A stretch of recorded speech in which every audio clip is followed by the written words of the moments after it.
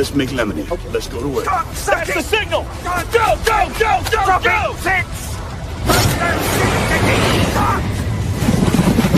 It's beautiful!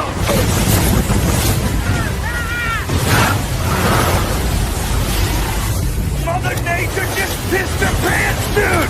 Wake up and hit the ground running. It's The Rush, presented by Willis Auto, with Travis Justice and Ross Peterson bringing you raw, unfiltered, and unapologetic talk about sports, life, and everything else that matters.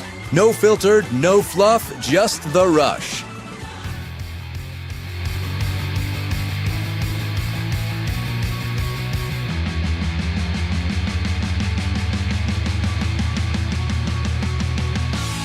Happy Monday, everybody. Welcome to the Rush Radio Show, powered by Willis Automotive. Good to have you here with us as we kick off another week, the last week of October. If you're listening on the audio stream at therushradio.com, at the Rush Radio Android app or the TuneIn app, thank you so much for dialing us in this morning. If you're watching on YouTube this morning, go ahead and hit that subscribe button, give this video a like, and start leaving your comments in the comments section, and follow us on X, Facebook, and Instagram. Good morning, Ross Peterson. What's up, buddy?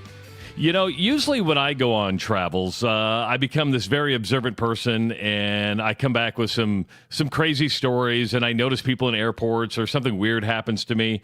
It finally happened to you yesterday, and you got stuck in Vegas for a little bit. I did have a little bit of a travel snafu, man. Luckily, I was with my new buddy Joel Wendell, the guy that was his first time going to Vegas with us. Won't be his last time. We had an awesome weekend, and that we ended up leaving the hotel, leaving the Bellagio around 10:30, something like that. We were on our way to the hotel or to the airport, and the delays started. And we ended up being delayed 5 hours. I think it was 5 hours, something like that. Around there. It was, dude, we didn't think we were getting out of there. I literally thought I'm either going to be doing the show from the Las Vegas airport, or we're going to have to get back to the Strip and figure something out. But luckily, last night, got on a plane, got home around 9:30, I think was when we landed, something like that. So you got home at 9:30 at night. What was your original time to be home? I guess we were delayed. Now that I say that, we were delayed 4 hours because we were supposed to come at 5:30. Okay. But again, I mean, all things considered, still got home. Everything worked out great. Just sucked for Joel delivers hogs for a living, so he had to get up and get on he went from the airport to the farm last night. Yeah, he's gonna have somewhere out there is Joel making his way through the Iowa countryside, one eye open. The funny thing about flight delays, and we've all had them, right? As they're happening, they suck. But once you get back, and it's like you have a much more positive view than I do. Like, I now will never fly through Paris, France again, right? I if I ever have to go to Charles de Gaulle, I'm like, put me on a more expensive flight so I don't have to go to Paris. Because every time I go to Paris, that happens. Now you're going, European traveler. I'll give another example from an American airport. I refuse to go through DFW. Dallas-Fort Worth has been one of the worst airports that I've ever been in my life, and I always get delayed coming out of there. So I try to avoid that at all possible, which means I don't fly American Airlines. Now, McCarran's a different airport, right? I mean, McCarran is the airport, or I guess it's Harry Reid Airport now. I think it used to be McCarran. Yeah, you're right. It is Harry Reid. You're right. It is Harry Reid. There's a lot of temptation around there because you're like, how do we kill time? Luckily that doesn't tempt me at all. I'm not tempted by the slot machines or so. It was a fun trip, man. I haven't had a chance to tell you. We did have another thing that happened on Friday night. Oh, really? Remember, yeah. I had tickets for a show on Friday night. I don't think I told you. No, it was some concert, right? You were going to go to a concert. I made it to the Wizard of Oz at the Sphere on Thursday night. That was awesome. Yeah. Friday night, so I'd heard over and over. I never would have agreed to do this thing, never would have signed up for it if I hadn't heard several different people over the last couple months say to me, man, Carrot Top is hilarious. Carrot Top has had the longest running, what do they call that when you residency? Residency? In Las Vegas history. Really? He's the longest current running. He's been doing shows at the Luxor for like over a decade, Travis. And I saw some people the other day saying, you got to go see the show. It's not what you think it is. He is one of the best comedians in the world, and he's really funny. So we bought tickets for it. We made our way to the Luxor Friday night. We're walking up to this concert, 7:50, 8 o'clock show. We're looking excited. Tonight's show has been canceled. Oh. Now, do you get a refund on your tickets? Yeah, we got a refund on our tickets, but it was still one of those deals of like, oh, there went that night. So we ended up having an awesome dinner that night, had a good dinner Saturday night. Wonderful trip with the guys. So much fun. Lucky to be a part of it. Met a new friend, Joel. He'll be a buddy. It reminds me just like my buddy Bency. And more Bency's in my life, the better. So you know, we need to get Willie Farrell on here, or even Bill Blank for somebody who's in that comedy world, right? And because look at this show every day. We have a residency. We show up every single day in our studios, and our surroundings don't change, right? But from a performer standpoint, I would like to talk to Willie about, hey, do you like going from club to club to club to club, different audience every night, trying to do that? And I know you get a different audience in Las Vegas. Are those residencies something that you attain to get, right? I mean, Carrot Top's been, like I said, 10-plus years at the Luxor. To me, that's just the gift that keeps on giving. If you have a residency someplace and you're selling out your shows, you're getting a different crowd every night. But to me, that would just be a constant paycheck instead of going, I'm going to get on a flight to Des Moines. I'm going to get on a flight to Omaha. I'm going to get on a flight to Chicago and do a Funny Bone, or even, unless you're doing like Bert Kreischer and Nate Bargatze and those guys who are doing stadium and arena shows, I would think that like a residency is like, hey, I've made it. Guaranteed money, man. Yes. Don't have to go out and hustle for the weekend. Don't have to go around. Can have a home base. I would imagine that's a dream come true. So anyway, didn't get a chance to see it. Have no idea. Well, there's your incentive to go back to Las Vegas just so you can see Carrot Top. You mentioned the guaranteed money. While you're flying back in midair to Des Moines last night, Brian Kelly was fired at LSU after 3 losses this season. A head coach that has won 71% of his games at LSU. His 3 losses this year are all to teams that are currently in the top 10. They were blown out at home on Saturday by Texas A&M after leading at halftime, had a disastrous third quarter, and he now has the second largest college football buyout in history. It was James Franklin. It's now Brian Kelly, who's owed $54 million. Is James Franklin still the highest one, though? No, it was Jimbo Fisher. Jimbo Fisher was $76 million. Then you had James Franklin, who came in at that $49-50 million mark. And now you have Brian Kelly, who has moved ahead of him at the $54 million mark. 71% winning percentage in Baton Rouge. High expectations of college football playoff and even an SEC championship this year. Will not make the college football playoff. Will not win the SEC championship. And fired midseason. And to me, there's a lot more than wins and losses in this. I could be wrong. But remember when he was hired, Ross, we stated this was an odd fit from day one, right? He went down there with his fake accent. He did his Hillary Clinton. Yes. I've gone too far. I've gone too far. Whatever. Yeah, he went down there and faked his accent, and everybody went, oh, that's weird. I'm with you, Travis. I don't think this has a lot to do with the wins and losses. I think that the wins and losses, the losses, were a way to open the door. They wanted him out. He wasn't a good fit down there. And somebody with a lot of money called an athletic director and said, hey, we got to move on from this. And as soon as you get the opportunity, you need to cash that. You need to cut that check and get him gone. And that's that's exactly what happened here, I think, is they were waiting for an opportunity to get rid of him, and this popped up, and they did it. And I'll just sit back and let everybody else finally come to the conclusions on the money that I've been screaming about for years. I'm sick of these universities telling us how broke they are and then signing these sorts of contracts and paying these sorts of checks.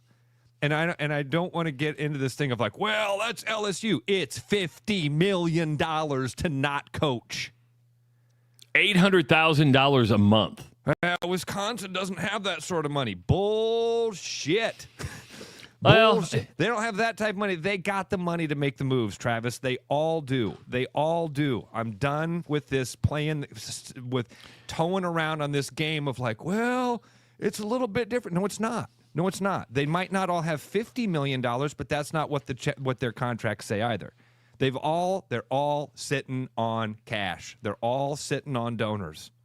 But some will be more fiscally responsive, kind of like Wisconsin, right? You go, hey, do we really want to part with $25 million? Is that a good use of funds? You're right. Listen, there's money there. I think Wisconsin's being smart, and it has nothing to do with the money. I think Wisconsin's being really smart. It has nothing to do with the money. What if Wisconsin jumps into this sea right now? You're going to get the 10th best available coach? Think about that. You're going to get the 10th best of it. You rank your coaches of who you want, your dream list of coaches. You got to go to 10 before that guy might want your job. That's where Wisconsin is at right now. I mean, and I'm being a little bit dramatic there with 10, but I'm pretty close. Well, and that's what you and I were talking before the show started, and we're going to go back to Brian Kelly. I mean, there's a lot to take in here, and that is, when Florida fired Billy Napier, when Penn State fired James Franklin, they're thinking, okay, we're going to get an early jump here.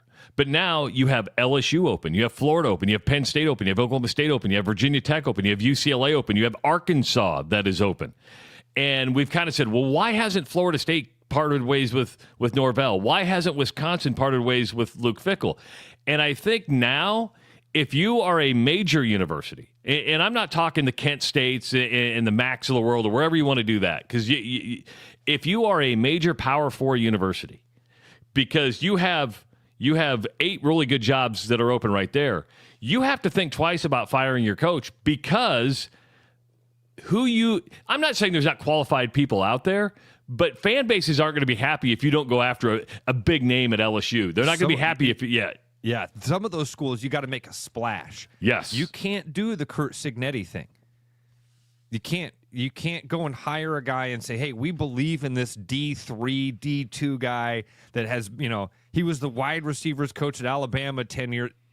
No, but that doesn't fly at LSU. It's got to be a coach that when they announce it, everybody in Baton Rouge goes, yeah, that's right. That's our winner. That's our winner. Does it have to be somebody that fits culturally down there? Does it have to be an Ed Orgeron type of character? Because Brian Kelly wasn't it. Ross, here's the deal. I think every job you have to fit culturally. Curt Cignetti was lucky, or did he really fit culturally? Look at Bobby Knight. And what I mean by, I think people in Indiana might like somebody with a little bit of an edge to them, right? A little bit of piss and vinegar in them. Yeah. Because the truth is, Brian Kelly was a splash hire at LSU. People are like, man, you left Notre Dame. You threw all this money. He was the best available coach at the time. It was a splash hire. Culturally, it was a bad fit. Any job you take, you have to be a cultural match for it, right? Fran McCaffrey. Yes. Fran Good was coach. Great coach, never the cultural fit for Iowa.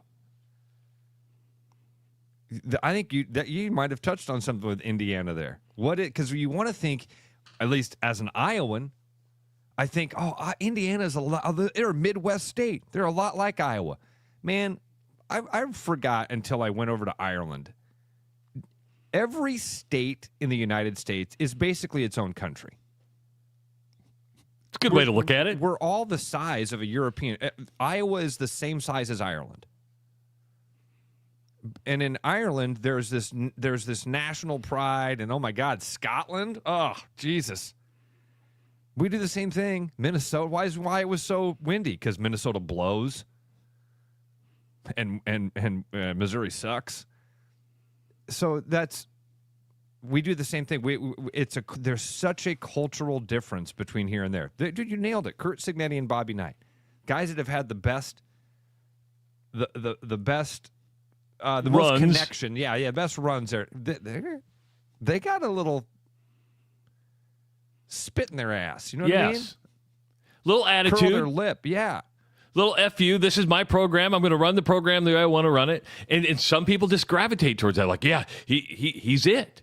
Now, again, you're right. You don't know Kurt Cignetti's going to be popular when you hire him from James Madison, and he was at Elon before that. You're like, okay. But it's Indiana at the time. You're like, who wants the Indiana job? There'd be a lot of people that say, hey, I want to be a head coach. But they gambled on a guy and said, okay, this guy's right. But whoever replaces Kirk Ferentz, whoever replaces Matt Campbell, if and when that happens, it's when it happens because you can't stay there forever, you're going to have to be a cultural fit. And Ross, you nailed it 100% with Fran McCaffrey.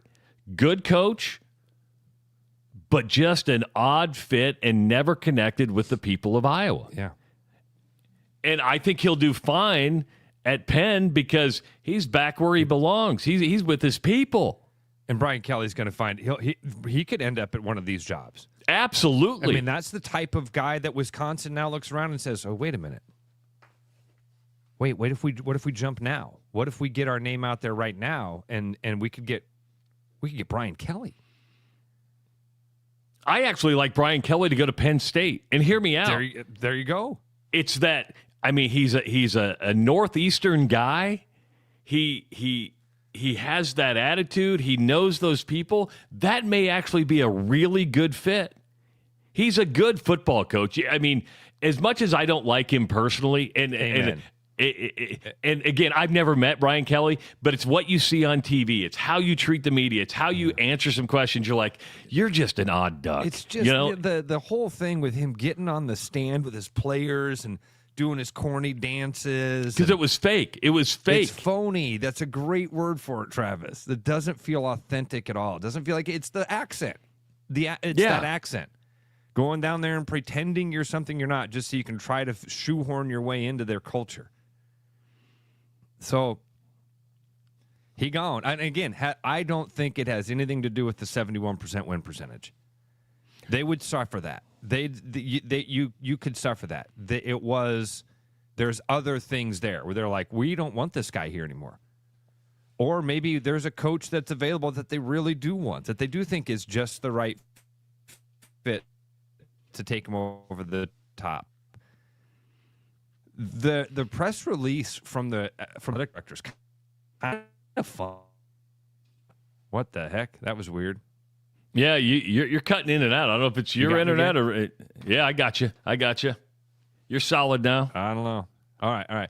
The press release from the athletic director is funny. Okay, because this is from the athletic director Scott Woodward. Says, we had high hopes that he would lead us to multiple SEC and national championships during his time in Baton Rouge. Ultimately, the success level that LSU demands simply did not materialize. I'm grateful for the ongoing consultants and support of the LSU Board of Supervisors and interim president Matt Lee in this decision. We wish Coach Kelly and his family the very best. They want to win national titles right now. Yeah, it's not, hey, we got a 5-year plan. It was you were supposed to win a national title within your 4th year of being a college football coach in LSU. Those are unrealistic expectations for any coach to live up to. So if there's a detractor from the LSU job, when you say, hey, you have to win multiple SEC championships and multiple national championships, you're setting the bar that's almost unattainable. What it should be is, hey, we expect you to be consistently in the college football playoff. If this thing goes to 12, if this thing goes to 16, LSU should be consistently in the college football playoff. That's totally different than saying we expect multiple SEC championships and multiple national championships. We expected national championships. We think we got the one coach that's going to win it this year. One coach is going to win a national title. We got that guy. The timing of that statement is weird when now you have almost every college coach, and I think Lane Kiffin has said it. I mean, and that is the days of dynasties are over. The days of winning, you might win a national championship. You might have to wait another 4 or 5 years before you get your next national championship. Yeah. Right? I mean, the days of Bama winning 4 out of 5 or whatever that is, and Georgia going 2 out of 3, those days they might be over. Yeah. They might be over. and you're in the toughest conference in college football. And you can't cheat anymore. Yeah. You can't. I mean, let's call it what it is. Alabama, the Alabama and Georgia, they can't cheat anymore like they used to. Things are a little bit above board. They're still cheating. They just aren't able to cheat as well as they were before. I love the Brian or Jason, our buddy Jason Boffman, who's down in the Bayou. He's said it here a couple times, man, people down there are excited about Brian Kelly getting fired. They did not like this guy. He said Brian Kelly was a jerk. Jay writes in, is a jerk. Not was. Yeah, he's still alive. He's still with us. And he'll be coaching somewhere next year, which will offset that buyout. Because if he takes a job in the media, if he takes a job in another college coaching job, same with James Franklin, it's going to offset what that buyout is for LSU. Now, you mentioned a booster, Ross, and how this decision was made. LSU's different. I mean, it is completely different. They gathered at the governor's mansion yesterday to discuss this. The governor was directly involved with what was going on here, and if you want to know, when a college football coaching position, I mean, it's political anyway. When it gets political at the highest state level, that's pretty. Can you imagine if when Beth Getz got rid of Fran McCaffrey, if she had to go sit with Kim Reynolds first before she made the call? Let's talk about why that is, because I think my conspiracy brain has I think I have an answer to this question. Why would the governor care about wins and losses? Well, because that's revenue for there you go for the university. There you go. And has nothing to do with the wins and losses. And you have a state that's not financially doing well. I talked to my daughter yesterday, and she says, "Just what a shit show it is in New Orleans, just from an energy standpoint, from a street standpoint, underwater and a lot of things." And why is the governor? So why is the governor of that state, with all of those problems? Why is that governor involved in a college football coaching decision? Well, the rumor is, and hear me out, is that LSU had to go and maybe ask the state for a little buyout money. And that is money. And that is, hey, we need to buy this guy out. We don't have enough donors to cover the 54. We may need some state help here. And crazy enough, people in Louisiana may go, well, yeah, my roads suck, but pay out the coach. Hey, all I want to do is win some damn football. That's all I care about is winning some damn football. We lost on Saturday. I would drive on gravel roads if it meant winning on Saturday. And why would the governor say, yeah, this is more important? Because there's more money. A lot more money. There's return on investment. Right? Governor wins votes. I just hope we've seen with James Franklin, what we've seen now with Brian Kelly. I just hope, and it is my hope, I doubt it will come true. And how long have I been saying this, Ross, when it comes to contracts? You and I have been doing radio together for almost 15 years. I've always said, 5-year contract, automatic rollover to where it just stays 5 years. Yeah. If you want to renegotiate the money, that's fine. But Trav, that's a great idea. It is almost foolproof idea. It will never happen. I know. Not at a major university. Not when you've got attorneys and agents working these deals, dude. You just went through 3 coaches that are making $170 million not to coach. 3 coaches, you said. Yeah, because Billy Napier's right up there, but you have Brian Kelly at $54 million. You have James Franklin at $49 million, and Jimbo Fisher still getting paid, and he got 100 or 70. I don't know if he's getting paid anymore. I think he needed a lump sum at $72 or $76 million when A&M fired. So there's $170 million that have been shoveled out of public universities. Are any of those private? No. Public universities of institutions of higher learning. They're paying $170 million for 3 guys not to work. But no, nothing to see here. Nothing to see here. This might be one of my favorite comments we've seen. This comes from Burger McChick. I was reliably informed that athletics were self-sufficient. Great comment, Burger McChick. Great comment. Remember, it's all theirs. They're self-sufficient. For years, what are you talking about, state money? We're talking about state money. Yeah, Kirk Ferentz is technically a state employee, but they're self-sufficient on the backs of the thing that you as taxpayers built. If you want to know... It's their money. It's their money, not yours. You keep paying them. If you want to know when this all changed, and this usually falls in the timeline that I'll say, we think that money's been around college sports a long time, and it has, but not to the level it is right now. Not close, right. Do you know who the first $1 million head coach was? $1 million head coach. In college football? Yeah. You said this to me, but because you kind of rattled off a thing. I remember you said Steve Spurrier was second. Was it Bobby Bowden? Bobby Bowden in 1995 became the first $1 million head coach. He was like $975,000 plus incentives got him to that $1 million mark. The next year, Steve Spurrier became the first $2 million head coach. This is 30 years ago. I mean, that's not that long.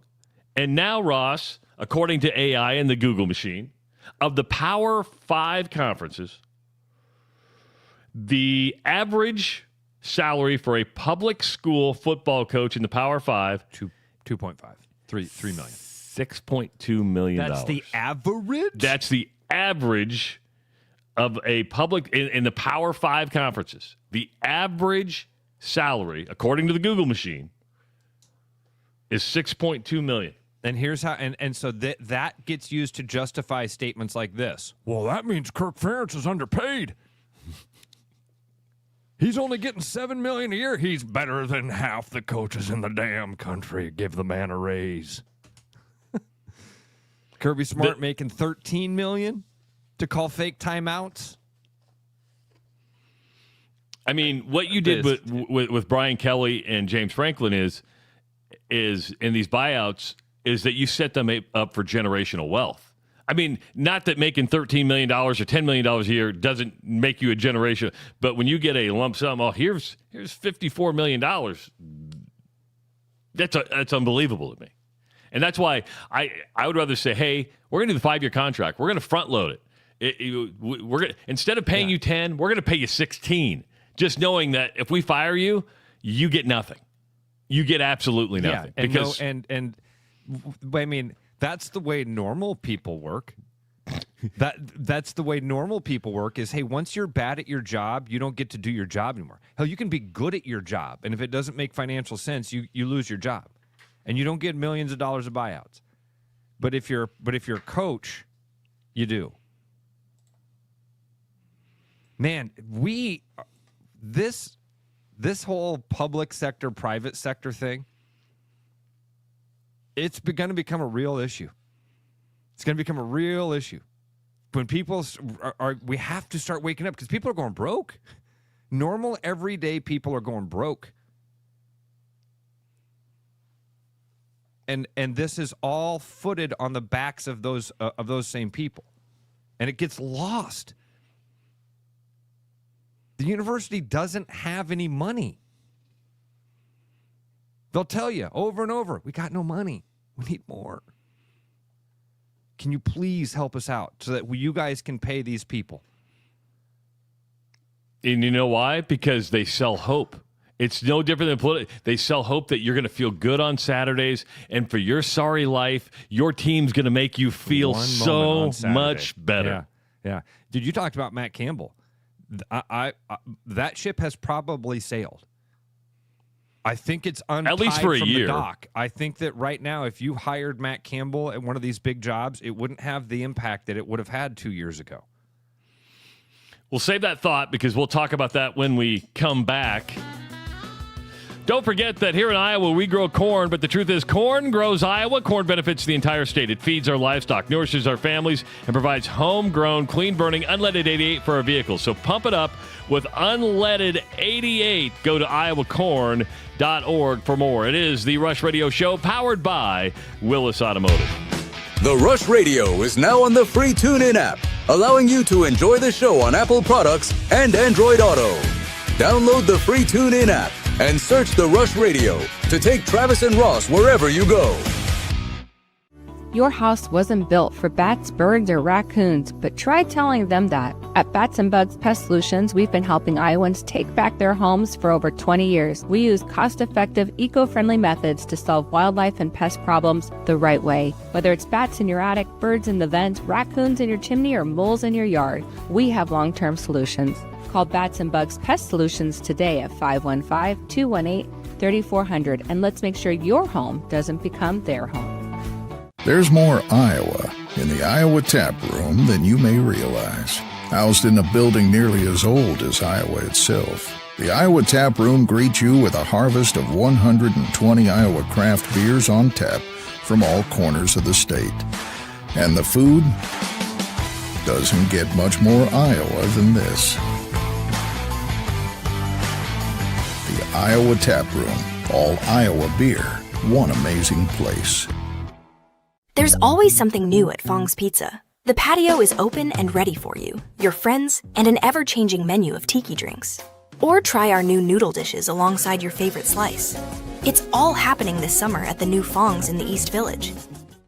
Thinking about buying a home? Get pre-approved in 30 minutes with Gary Presnell at Northwest Bank in Des Moines. Gary offers first-time home buyers programs, VA, FHA, IFA, and conventional loans. Call Gary at 515-975-6767 or find his profile at nw.bank. Member FDIC Equal Housing Lender. You know, Brian, at Central City, we really do have the best selection around. I know. High-quality stuff you can't find anywhere else. Whistle Pig Plantation Rum. Yeah, and over 150 of the best scotches on earth. And a ton of bitters, mixers, and more. You know what we are? High class. Definitely high class, yeah. Make way for the natty. Okay, maybe medium class. Central City Liquor is home of the 10% cash coupon. And the Wooden Nickel program.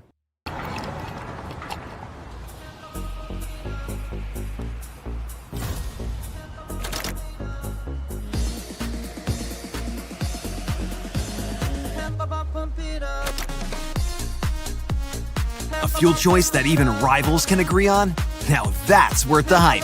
Cheaper, cleaner, and homegrown. Pump it up with unleaded 88.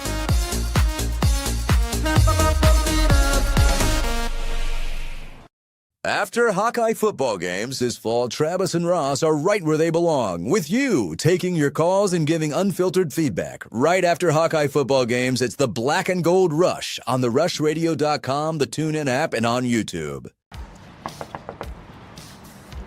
Why'd the car thief get caught? Why? He took too many breaks. Why couldn't the mechanic work on his motorcycle? Because he was too tired. What do you get when you bring your car in for service at Land Rover Des Moines? What? $100 off tires. Right now, through the month of October and November, we're offering $100 off select tires. No tricks here, just great deals. You got me falling hard, sweet baby, you got me falling hard for you. And still, I felt this way before, you know it's true. And still, you got me more and more. Oh, you got me falling hard.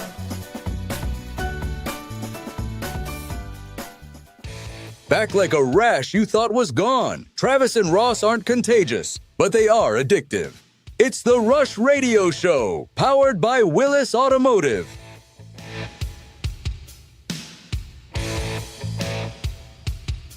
Welcome back to the Rush Radio Show, powered by Willis Automotive. Good to have you along on a Monday. I'm Travis Justice. He's Ross Peterson. We're here till 8 o'clock today. Coming up in about an hour, Michael Mackey's going to be joining us. He's a Des Moines native who's written a book, says it's titled You've Got 4 Minutes. He's been a celebrity interviewer, should we say. He's based out of Kansas City, been on Kansas City TV, but he's got a brand new book out about his experience of interviewing really famous people in 4 minutes or less. So Michael Mackey. He's a Des Moines guy?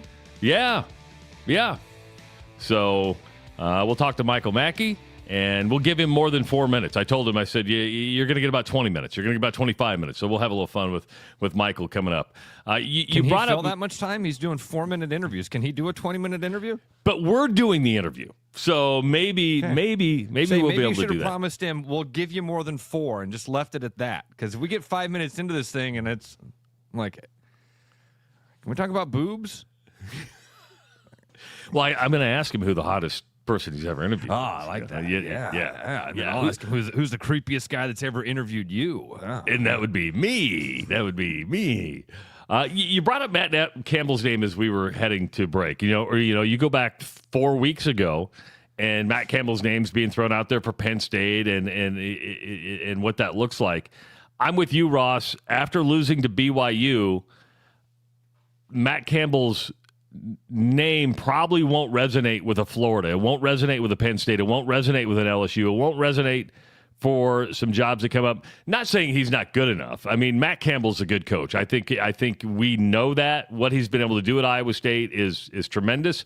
But when you want to make a splash, the splash is who's winning right now. The hot coach. Who's the hot coach? And that right now is I mean, again, could Matt Campbell land one of these jobs and get offered one of these jobs? Absolutely, that could happen. I just don't think it's going to have the impact it would have had a couple of years ago. You say a couple of weeks ago. Maybe when they were still undefeated before they hit this skid, maybe. But I think that your window closes so fast in that world. It closes so fast. Maybe when the vacuum starts to happen and all these and jobs start to open up, maybe something moves around. But I don't see that. I don't see Matt Campbell as being a sought after coach right now. And if I'm Matt Campbell, I'm probably thinking, man, I want the time to fix what's going on here. Yeah, I want the time to figure out what has happened with this squad, because man, they were in that game. You're in that game until fourth quarter. I mean, really, wasn't it even late in the fourth quarter for BYU really opened that up? It's tied at 27. Then BYU punts it, and it's situational football.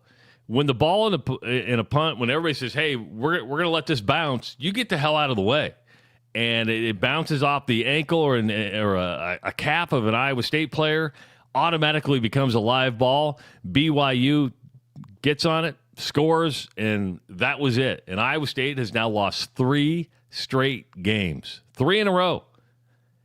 Cincinnati, the Colorado loss is looking really, really bad. Really bad. Just because they go out to Utah and they give up, 50-some points, get destroyed. There's another name that's dropped off the face of the earth, is Deion Sanders. Last year, everybody's like, oh, Deion is he ready for the SEC? Is he ready for something? Nobody's going to touch Deion with a 10-foot pole right now just because of what's going on at Colorado. So coaches are like the stock market, man. It is up, it is down, and you better if you're a coach that wants to move, you better strike while the iron's hot and you're at a high level. The iron's hot, you get one of them $50 million buyouts. That's exactly what it is.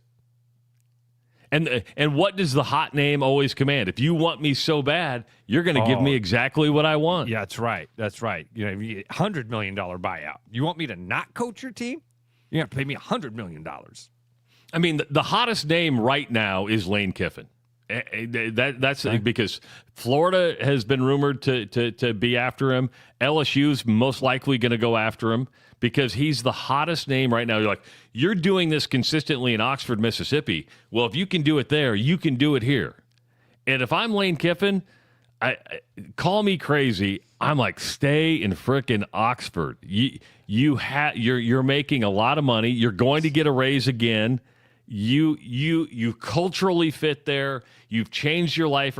Your ex-wife has moved back to Oxford. Your son is the quarterback at Oxford High School. Your daughter goes to school in Oxford. You have everything right there. What if I told you, Travis, none of that matters? What if I told you none of that matters? I would agree with you. One thing matters, and that's, what does Lane Kiffin want? I think of Fred Hoiberg often. Like, man, that guy, You name all the things. It was laid out for him. It was laid out before him. You got legacy. You've got you're never have to buy a stake in this town again type of thing. You own the state. Hell, there was a time when Fred Hoiberg for governor was like a thing that people talked about. What did he want? Not us. He wanted something bigger, better, different. Wanted to chase that professional dream.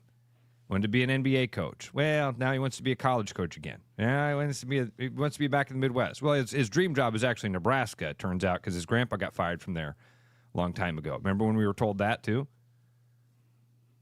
Yeah. What does Lane Kiffin want?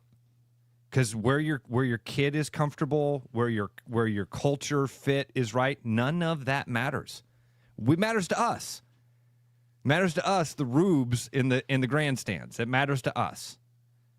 What matters is what's important to Lane Kiffin. What was important to Fred Hoiberg? I don't know. What were we told? I can tell you what we were told. What was actually important to him? I don't know. What's important to Lane Kiffin? Because Lane Kiffin's bounced.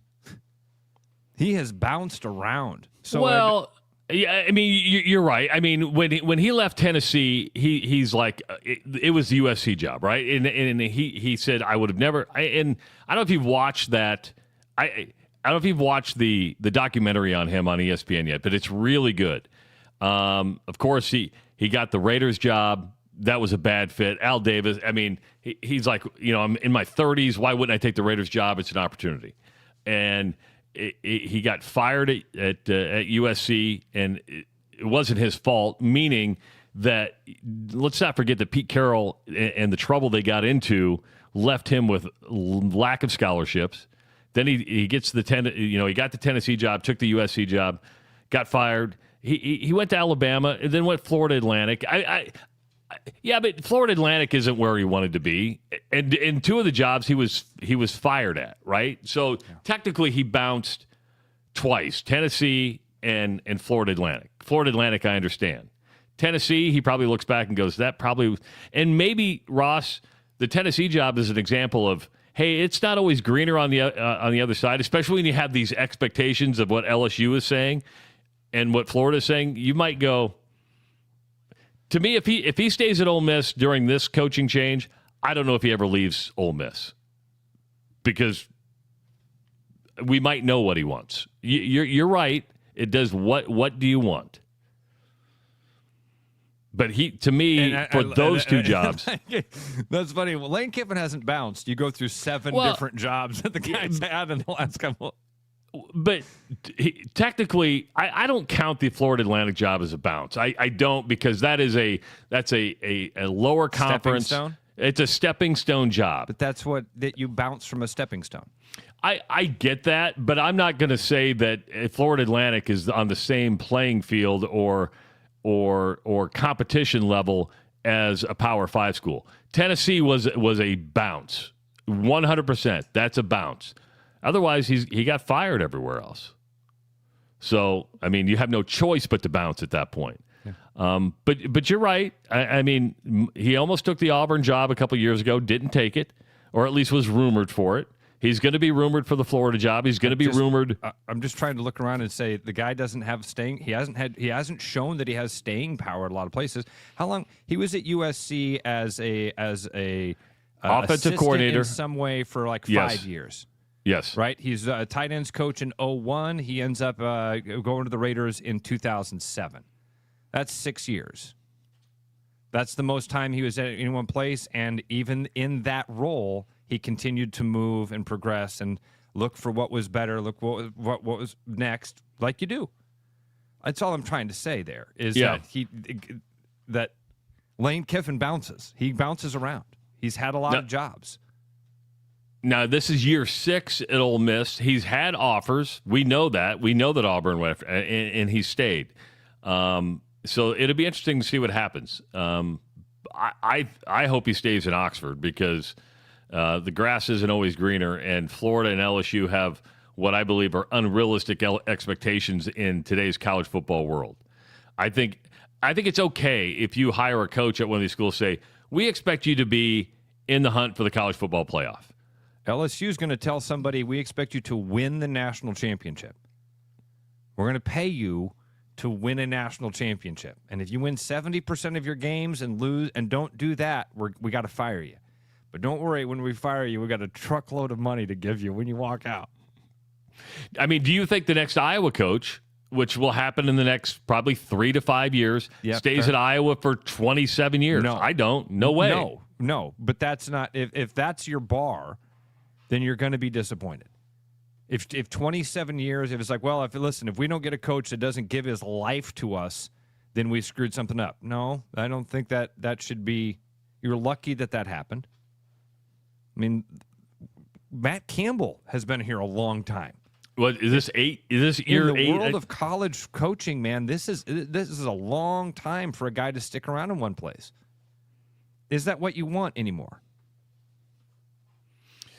Well, I've told this story many times, and that is, and I'll say it again, I had a college basketball coach, Danny Nee, said, after about year 7, you need to leave. And it's not that you're not happy. It's just the fans get sick of you, and you kind of get sick of the surroundings, right? I mean, it's just like, what more can you do? Can you go someplace else? And I would say even in most people's own career, unless you're really, really happy, there's a bouncing culture. I mean, I see people switching jobs even less than a year. I come from a different mold, right? You and I are kind of loyalty guys. I mean, we find some place we like. We're like, okay, we'll stick around. I'll work for you as long as you want me to be around. For the same salary you agreed to work for the day one. That's how stupid we are. Yes. But we're happy, and okay, you give us some freedom, and that's what we'll do. There you go. But, yeah, I don't think Matt Campbell will be at Iowa State forever. I could be wrong. No, you're not wrong, dude. He won't be there forever. Not forever. Well, I mean, the rest of his career is what I thought. Could he be there another 5-10 years? Yeah. Yeah. Have Iowa State and Matt Campbell gone as far with each other as they can go? I don't. That's a good question. I don't think so. I think, I mean, dude, they were on, again, it sucks right now because you've lost 3 in a row, man. Just go back a month. You're on the verge of the college football playoff. You've got it in your hands. You just got it. You had to take care of business, and unfortunately that didn't happen. But I think a lot of people would say yes to that question. I think a growing number of fans would say, yeah, I think this is what Matt Campbell and Iowa State are going to be. We're going to have that, man, we can't have nice things type of attitude with this. I think another thing, and you just convinced me because I said yes right away, and I needed to step back. The reason it is a no is because of how messed up the Big 12 is. The Big 12 is not a good, it's a good football conference. It's not a great football conference, and you're going to see opportunities in there where I don't think you're going to have one team dominate that league. You're not going to have I don't think the Big 12 has an Ohio State. It doesn't have a Michigan to where you can be there. I think the Big 12 is going to be wide open for manageable and manageable. Winnable. Yes, yeah, I'm with you, and I think that's got to be Coach Campbell's attitude today inside the locker room, inside the coach's office is, hey guys, we pick these pieces up. We can really build something great. And right now it sucks. It hurts because we're losing the way that we're losing. And dealing with massive injuries. Dude, that's part of it here is that you're decimated by injury. But, man, I did think that this Iowa State team was past those sorts of mistakes that we saw on Saturday. I really did. This thing of finding ways to lose games and finding ways to just come up a buck short, man. That's a culture thing. We've talked about that. We've all seen it with Nebraska. Nebraska under Scott Frost had a culture like this. They could not win those one-possession games, man. They found ways to lose. Iowa State was like that for a long time, and then it seemed like they were over that hump. And quite frankly, I would have said Matt Campbell kind of did it, helped change that culture into, guys, we win these games. In the fourth quarter, when the game is tied and it's 8 minutes, we win that football game. And now to lose it by 2 scores the way you did. 515-517-2303. Let's go to Mazer. Mazer, welcome to the Rush Radio Show, powered by Willis Automotive. What's going on? on this time? Can you hear me? Yeah, we got you. All right. So can we talk about, like, Iowa State's biggest win before they beat Iowa was Kent State or K-State. Like, preseason rankings in college football are kind of a joke because how much leash did that give a team that maybe wasn't as good that beat another team that had a little number in front of it that also wasn't as good? Huge, Mazer. Yes, the preseason polls carry enormous weight. Not only did Iowa State lose to Colorado, but Colorado got their butt kicked this last weekend, almost got blanked, or they did get blanked. So not only does that put heavier weight on that loss, but it's like, what the hell are we doing here? Mazer, I mean, there's trouble deeper than, I think, the wins-loss records. What do you think that trouble is, Mazer? I hate to use the catchphrase, but it's got to be culture. It's got to be something to the effect like his words don't have bite to get these players motivated, and he's always going to be there to coddle them on the backside. Like he's got edge on the sidelines, but what's that edge like? And I mean, I'm not saying you have to be an asshole in practice, but Jesus, you got to get these guys ready to go. And now that you're playing them, they have to have some kind of accountability that they have to perform to earn that quote-unquote paycheck, that NIL. I'm okay with performance pay. I really am. Yeah. But we do have to take into account Iowa State's injuries, right? I mean, there was like a mash unit last Thursday. I think that it's a fair question. Like, what's good? Because the last couple of years, they've had these major injuries reports. I mean, it looks like the mash unit, like you said. You look at that probables, and you're like, holy cow. So what's happening there? Is that? Iowa's had the same injuries too. It's like Iowa's always on their third running back, their third tight end, their second cornerbacks, and they still can perform. There is a lack of depth that's been a problem for a while, but I think it's, fair is the wrong word. I think that there are more Iowa State fans asking this question: what's going on? Why are we constantly have this many injuries? Every team plays. Every team in the country right now has 6-7 games under their belt. Why do some teams have? And is it just luck? Are they ready to finally hold someone, not even him, but someone accountable up there without the fear of running him off? There's been no negative press towards anything going on up there because I think they're afraid of running off the best thing they've ever had versus accountability and getting better. It's a fair question to ask. I mean, even when Iowa slumps, I have a Hawkeye hat on right now. I want Ferentz gone. But no one says that. They're like, when the Hawks win, people want Ferentz we'll get him next week. Yeah. Yeah. I mean, there's just something that has to be done. I'm not saying he's a bad guy, but come on, stop, taking the basket up to the top and having a picnic every week. Just, we'll get him next week. He's a good guy. When we know deep down someone has to finally step up and hold it accountable. You're asking if that's going to happen in Ames? Absolutely not. No. Yeah. Well, then they're going to be in the same revolving thing that they've been in for years. But you get a couple Iowa State fans sequestered from the rest of the group, and they want something done. But you get them all together, and he doesn't need to go. We'll be okay. Yeah. And we are by no means saying Matt Campbell should be fired. In fact, we think it's probably more likely that he gets offered a better job than gets fired. Yeah, seriously, more that. Yeah, it's accountability. I believe it's a great word. It's a great word, Mazer. And what does that look like when you've lost 3 in a row and you've got an injury report that looks like that? That's a great question. What does that look like? I would say that Travis is probably right, and my gut is the same to answer your question. When does accountability come from that the press pool? It won't. It doesn't.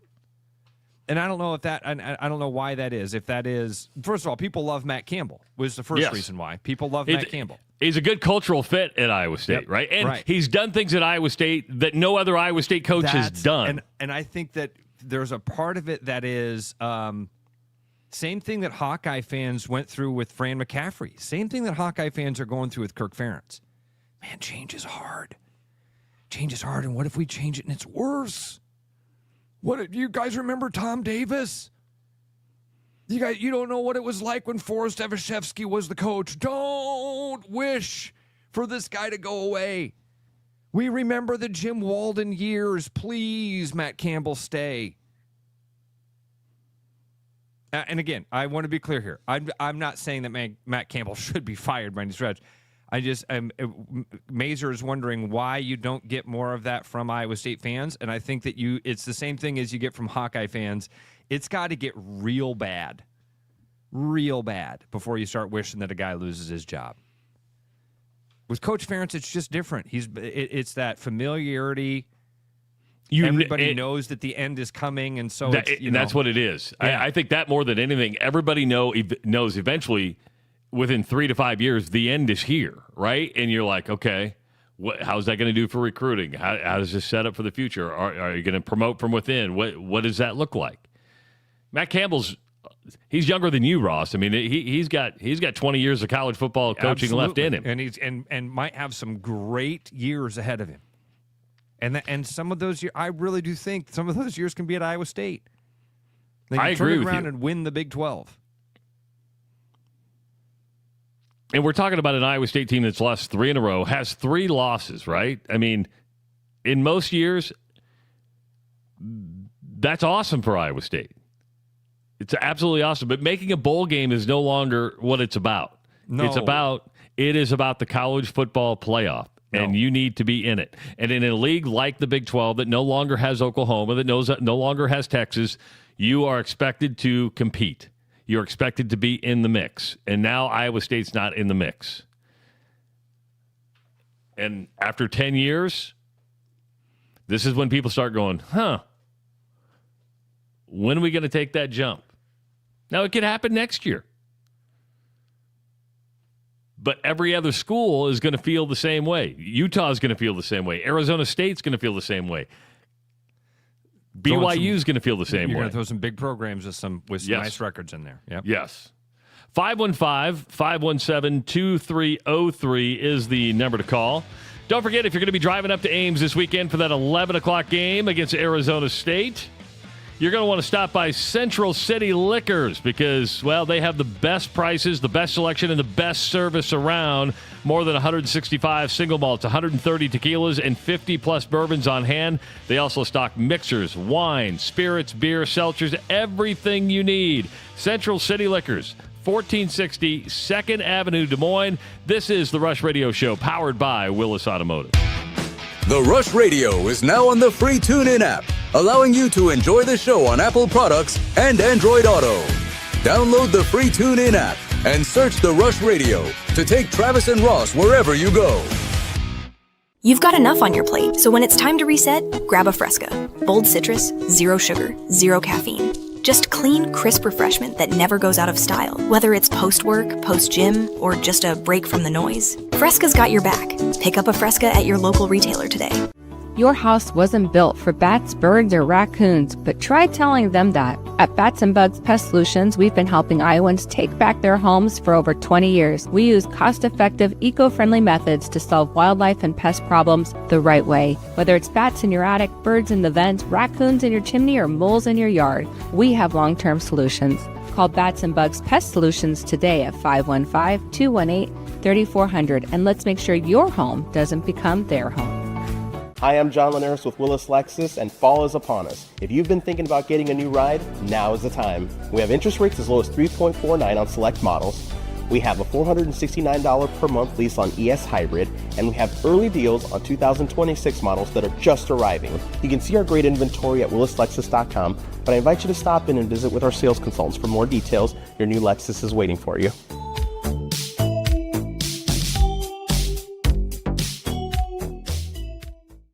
After Hawkeye football games this fall, Travis and Ross are right where they belong, with you taking your calls and giving unfiltered feedback. Right after Hawkeye football games, it's the Black and Gold Rush on the rushradio.com, the TuneIn app, and on YouTube.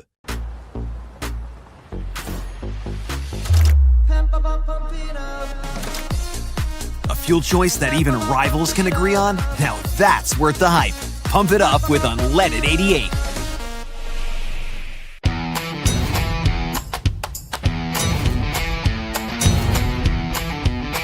The largest selection of German beer in the world? You'll find it at the Hessen House. From Doppelbocks to Oktoberfest to Hefeweizens and Dunkels. There's no passport needed for the deliciously different beer and food at the Hessen House. So grab your friends and make it a fun night out. The Hessen House, 4th and Court, Des Moines. You know, Brian, at Central City, we really do have the best selection around. I know, high quality stuff you can't find anywhere else. Whistle Pig, Plantation Rum. Yeah, and over 150 of the best scotches on earth. And a ton of bitters, mixers, and more. You know what we are? High class. Definitely high class, yeah. Make way for the natty. Okay, maybe medium class. Central City Liquor is home of the 10% cash coupon. And the Wooden Nickel program. Back like a rash you thought was gone. Travis and Ross aren't contagious, but they are addictive. It's the Rush Radio Show, powered by Willis Automotive.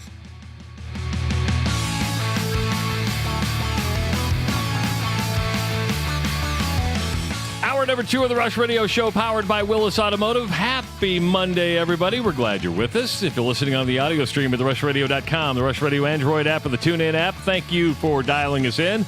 If you're watching on YouTube this morning, go ahead and hit that subscribe button. We like subscribers. Give this video a like. Start leaving your comments in the comment section.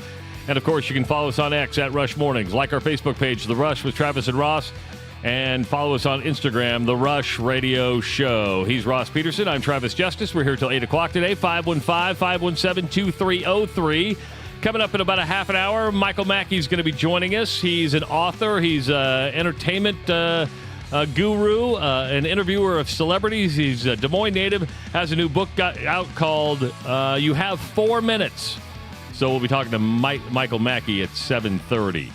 Ross, over the weekend, Iowa dominated. I mean, actually kicked the crap out of Minnesota, 41-3.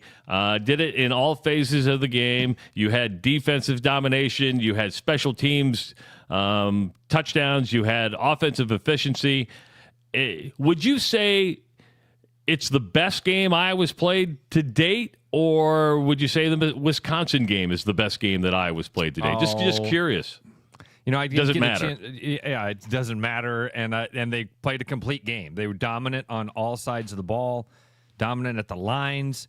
The special teams was dominant. Yeah, that was their most complete game. I'd have no problem saying that was from tip to tail. I kept anticipating one drive. I really did, man. I kept thinking that Minnesota was going to have that one drive that we've seen that Hawkeye defense kind of give up every game, where it just looks really easy. They're able to carve up that defense, running the ball or a short passing game, and it never materialized. It almost feels like this almost becomes a cliche. So hear me out here. Let me get through this.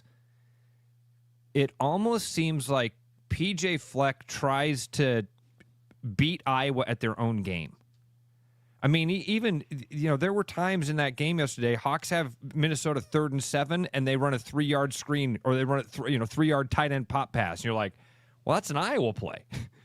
They're trying to, it's almost like they show up and say, okay, we're going to steal their identity. And you just have a hard time out-Ferencing Ferentz. You can't do it.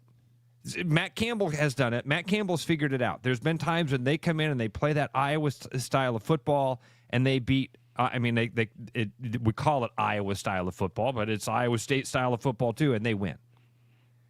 And Minnesota doesn't have the ability to do it. And if there's something about it where it just feels like PJ Fleck comes in and thinks, okay, I'm going to do this. I'm going to play this Iowa style of football. We're going to ground and pound, and we're going to control the clock, and it just backfires. Iowa outmaneuvers them in every step on Saturday. It was fun to watch, dude. That was a really fun game. It was a fun game to watch. The offensive line is so dominant. It's getting and the push they were getting in the running game. 3, 4, 5 yards upfield before Kamari Moulton even, touched the football, you're like, okay, that's just an automatic 4 to 5 yard gain. You're like, even if he gets stopped in his tracks.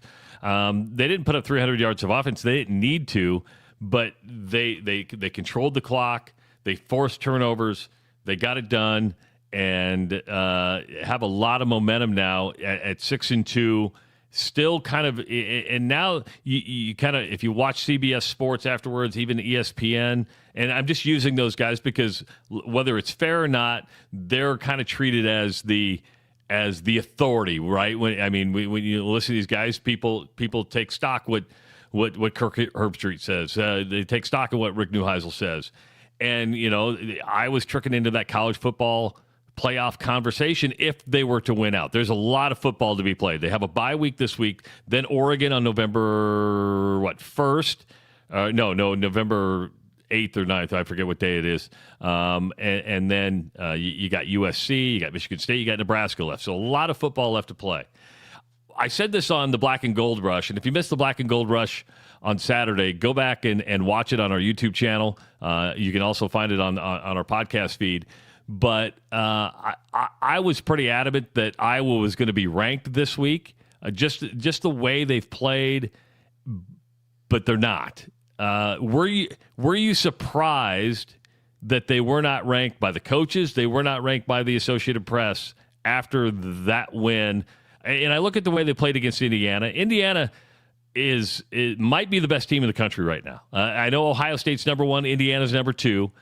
Indiana's probably toughest game to date has been Iowa. Iowa had every chance to win that game. Yep. And just the way they've played, it's almost like voters are like, we're not going to get fooled. We don't. You beat Oregon, and then we'll start believing a little bit more. But we're not going to get fooled into being the fake ID of college football. Dude, and listen, we are a lot closer to this than most of these voters are. We see it through the Hawkeye lens a lot more than the voters do. You got to zoom out. The Hawkeyes, and I'm not. This is not a knock on Iowa State. Hell, they beat Iowa. You lost to Iowa State. The voters aren't going to look at you and go, "Oh man, you guys almost beat Indiana. Here, you should be the 5th ranked team in the country." That ain't the way it works. You lost to Iowa State. Who did Iowa State lose to? Colorado. Well, shit. There you go. Can't put that team in the top 25. And really, where are they when you look at the Big Ten? Everything you said is right, Travis. Indiana's closest game was Iowa. Some people are saying Iowa's best game all year was Indiana, not Wisconsin or Minnesota, where you beat the crap out of Big Ten teams. That your best game was actually a loss. That will matter to a sliver of voters, to a sliver. They're looking at the overall record. They're looking at who you've lost to. Iowa State, that loss is now, it looks like a bad loss. I think Iowa State's a pretty good football team still. They've just had a crappy couple of weeks. And you lost to an Iowa State, and I'm going to go back here, and people can get mad at me for it. You lost to an Iowa State team that was pretty much 100% healthy at the time. Yes. Yeah. Again, these are things that we know because we talk about them on a daily basis because it's very close to us because Ames is 60 miles or 35 miles north of me and not far from you. Like, we all know this stuff. The voters don't take the time to dissect every team that's not, by the way, a team that's not in the top 25. They're not going to dissect it like this. That when you said to me Saturday, they should be ranked, I said, maybe. It doesn't. Here's the thing. It doesn't matter. Will it look better on TV if Iowa has a number next to them? Yes. Is it easier for the recruits if you've got a number next to it? Yes. Is there more excitement nationwide if there's a number next to it? Yes. What are we playing for? You're playing to get in the college football playoff. That's what you're playing for. Boom. What matters on Saturday? You got to win. The final score. That's it. That's it. And if you beat Oregon or next Saturday, this Saturday, by the way, you got a bye week, and some things might shuffle. You're going to have teams in that 20 to 25 range that are going to lose. Maybe the Hawkeyes do end up ranked before this matchup with Oregon. It doesn't matter. It just doesn't matter. It just doesn't matter. It just doesn't matter. It matters like in that way that Mazer called in earlier, and he's like, wait a minute, why did the preseason rankings matter? Great question, but they do. They do. They carry an amazing amount of weight throughout the season. They carry a lot of weight. And really until about this point in the season, those preseason rankings are still lingering, and you still see the impacts of it as they go. The interesting part was, unfortunately, because the coaches poll and the Associated Press poll are the only two polls that we take great stock in. The college football playoff poll comes out on November 4th. So next Tuesday is when the college football playoff poll comes out. That's the poll that matters. That's where you're going to see, okay, if I was in the top 25 there, then you see there's possibility. If they're not ranked in that, Ross, even if you won out, getting to the top 12 would be a massive undertaking, right? Just to move up based on, now a lot of things happen, other teams got to lose and stuff. But if you're not in that poll, then you're like, okay, even if you won out, finish 10-2, what are the odds that Iowa makes the college football playoff? And the Big Ten has a problem now in this. You know, in the negotiation that's going on, the SEC and the Big Ten are saying, well, we automatically need 4 teams in there. I mean, we control this. The Big Ten may not get 4 teams in this year. You can make a strong argument for 3. It's that 4th where you're kind of going,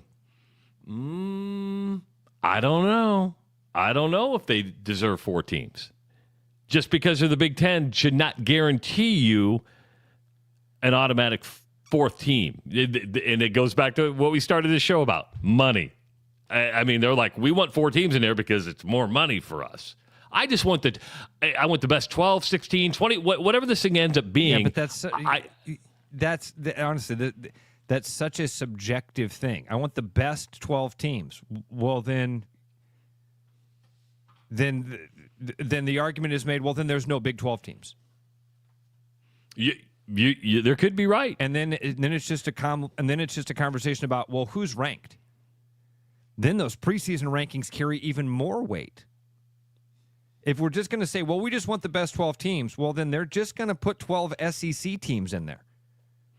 Because the money, go ahead. No, I don't believe that, because if you use the college football playoff poll, I mean, you have BYU's in the top 10. I mean, there are other... For right now, you're making it... My point is, this is the definition of that slippery slope argument. If you start saying things like, oh, we just want the best 12, we don't even care if all the conferences are represented.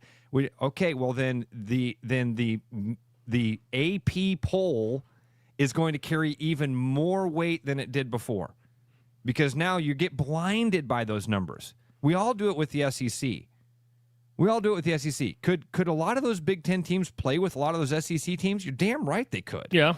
But the ranking shows that it's an unranked team versus a top 10 team. Well, the rankings carry, we get so blinded by that number next to the name. And then the SEC gets those numbers. The SEC gets those rankings. And we immediately shut our brains off and go, oh, man, they must be a top 25 team. Why must they be a top 25 team? Well, because they've got that number next to their name. Okay, well, who put that number next to their name? A voter. Somebody who, again, pays as much attention as we were just talking about. They don't know that Mark Gronowski was hurt against India. They forgot about that. They forget that. They see the final score. They see that Iowa lost to Iowa State, and Iowa State has not had a great season. Therefore, 515-517-2303. We haven't heard from this guy in a while. Let's go down to New Sharon. That's where Derek is. Had people wanting to do welfare checks on this guy. Yeah, Derek, what's going on? Hey, bud. All right. This is the exact subject I was wanting to talk about, but I'm going to go a different way. After watching my debacle, the stupid mistakes we make, then I realized the game's over. Then I realized my season's over. Screw the college football playoff system. They should have left it at 4 back when people in this state had no realistic possibility of getting there. Now that we have a chance to get there and now it's over, the rest of the season. Who gives a damn? I don't. Now we're fighting for a warm weather bowl or a cold weather bowl game that nobody's going to go or play in. Who cares? They screwed it all up. They should have left it at 4.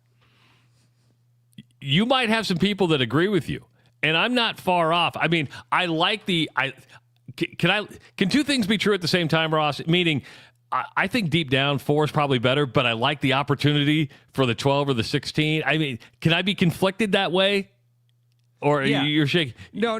I mean, my gut is it's better with more teams. It is. But Derek is like Derek usually does. He's giving you raw emotion right now. He's giving that raw emotion of, man, this sucks. Having hope and then have it taken away from me, that sucks. Not having hope when it was a 4-team playoff and I knew all season long I didn't have a chance at it, that was more fun for me than this. I appreciate that. But what Derek just said, and Derek, what you're saying is, and I'm going to put it in more layman's terms, bowl games now are nothing more than a participation trophy. It is the ribbon. It is. They're meaningless. It's what they've been for a long time. I'm sorry to break that to you guys. It's what they've been for a very, very, very long time. Yeah, and here's my other point. Like to say we did beat BYU. See, I'm still dialed in. I'm ready to go. Bring on Arizona State. Now I don't care. We have no shot. That's that. Oh, well. Yeah. Derek, that's a great call. It's a great call. Am I going to root for? Are you going to? Am I going to root for them to win every game? Yeah. Yes. And that's the danger, and that's why. And thanks, Derek, for the phone call. Appreciate it. That's why you see coaches getting fired midseason now. That's why, because the expectation is the college football playoff, and Iowa has hope at this point. Hawkeye fans haven't given up on the season. You go 10-2. You might be in the college football playoff. You're saying there's still a chance. Iowa State fans now are like, okay, we want our team to win, but deep down, there's no chance to play in the college football playoff. You're going to go to a bowl game. You'll go support them depending on where it's at. Yeah. But deep down, you might be able to pull off an upset. But even if you pull off an upset, doesn't get you to where you really want to be. And my buddy TJ writes this. He says, "Hey, bowl games still do matter because you still get that extra month of practice." I'm not sure about that. I think that was one of the things that we were kind of lied to about as well. These guys still practice. I mean, these guys still get together. Winter workouts start almost immediately when you come back from Christmas vacation. Oh, the head coach can't be there? Oh, okay. We'll go to they still practice. Then you got spring practice. They're in there all summer long working out. I'm with you, Ross. The extra month of practice, and I wouldn't be surprised in the near future if the NCAA says, "Hey, just everybody practice," because even Travis, if you're not part of a bowl game. It's not fair that some guys get to practice and some guys don't. And again, they're all practicing. They're all practicing. This thing of the NCAA, well, a recruit can show up on campus, but he can't actually go through a workout. Oh, okay, well, then we're just going to have 2 hours of downtime where he gets to have personal time. And in that personal time, we're going to open up a gym and then lock the door. And there might be an assistant coach in there to run him through some, to dribble the ball with him. He needs to have somebody to rebound for him if he wants to shoot the ball around a little bit. How long has that been happening? 40 years. 40 years they've been doing that. Running guys through the workouts that they don't run them through. There's no workouts when a guy comes on campus.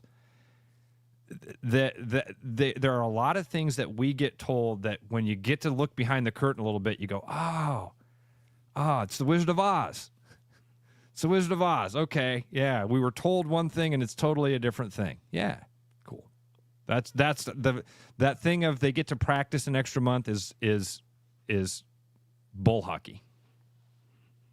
And hell, some only get to practice an extra week or 2 weeks because you might be playing in the Bahamas Bowl, which takes place December 12th. And then a guy gets an extra month. Look at Mark Gronowski. So we give a team an extra month of practice in December, but then half the team transfers out. Half the guys that transfer in are injured. They can't even take advantage of spring practice, and then they still end up as the starter in the fall. Huh? Thought all that practice stuff mattered. Well, do you know the story of Drew Mestemaker? I had to write down the name. Drew Mestemaker. Never heard of Drew Mestemaker. I hadn't either until this weekend, and everybody's about to learn about Drew Mestemaker, okay? Drew Mestemaker is the starting quarterback of North Texas. Drew Mestemaker has thrown for 2,468 yards so far this season. He has 21 touchdowns and 4 interceptions. He had a game this weekend, Trav, he threw for 608 yards. Do you think his phone's ringing off the hook right now?